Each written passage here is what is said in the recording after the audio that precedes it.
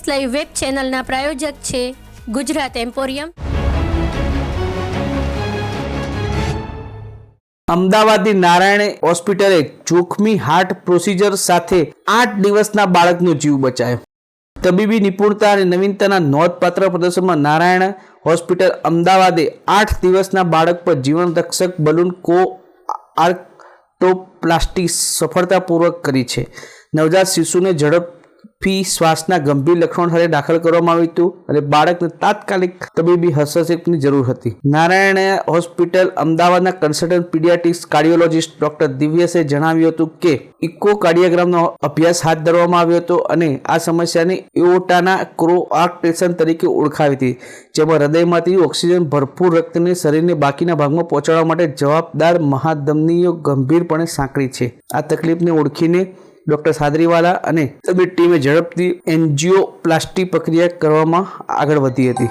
8 દિવસના બાળકની અમે ખૂબ જ જોખમી પ્રક્રિયા કરી, જેને બલૂન કોઆર્ક્ટોપ્લાસ્ટી કહેવાય છે, જેમાં બાળકના હૃદયની મહાધમની બ્લોક થઈ ગઈ હોય છે।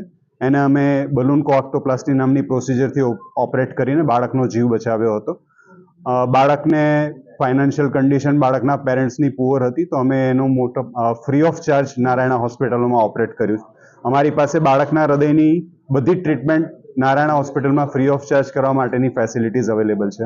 જેટલી પણ ટ્રીટમેન્ટ પ્રાઇવેટ હોસ્પિટલમાં, કોર્પોરેટ હોસ્પિટલમાં મળે છે, એ લેવલની એક્સપર્ટીઝ અમે ત્યાં પ્રોવાઈડ કરી।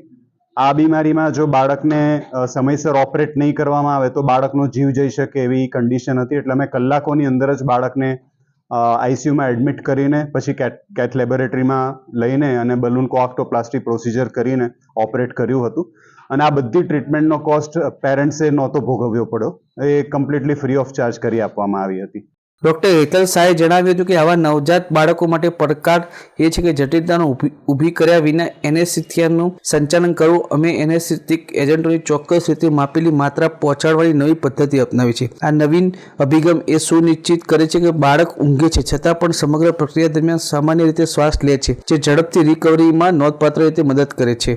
कुछ दिन पहले नारायण हॉस्पिटल में 8 दिन की उम्र का एक बच्चा जिसको हृदय से बहुत कॉम्प्लिकेटेड बीमारी थी, उसका नारायण हॉस्पिटल की डॉक्टर्स टीम में, जिसमें डॉक्टर दिव्येश सडाडीवाला और डॉक्टर हेतल शाह, उन दोनों ने सम्मिलित रूप से बच्चे का ट्रीटमेंट किया और बच्चा इस कॉम्प्लेक्स प्रोसीजर से आज स्वस्थ होकर एक अच्छी ज़िंदगी लीड कर रहा है।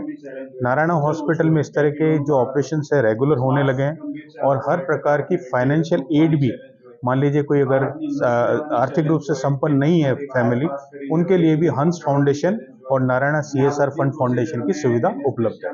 આવી બીમારીનો જો તાત્કાલિક સારવાર કરવામાં ના આવે તો 1-2 દિવસમાં જીવલેણ બની શકે છે, તેમ ડોક્ટર સાદરીવાલાએ ભારપૂર્વક જણાવ્યું હતું। આ કેસ નવીન અને સહાનુભૂતિ પણ સંભાળ પૂરી પાડવા માટે હોસ્પિટલની પ્રતિબદ્ધતાનું ઉદાહરણ આપે છે। આ પ્રક્રિયાની સફળતાનો સામનો પડકારોનો સામનો કરી રહેલા ઘણા પરિવારોને આશા આપે છે। તો મિત્રો, આ હતા અત્યાર સુધીના મુખ્ય સમાચારની ખાસ ગતિવિધિ માટે આપ નિહાળતા રહેજો એસ લાઈવ ન્યૂઝ બુલેટિન। નમસ્કાર।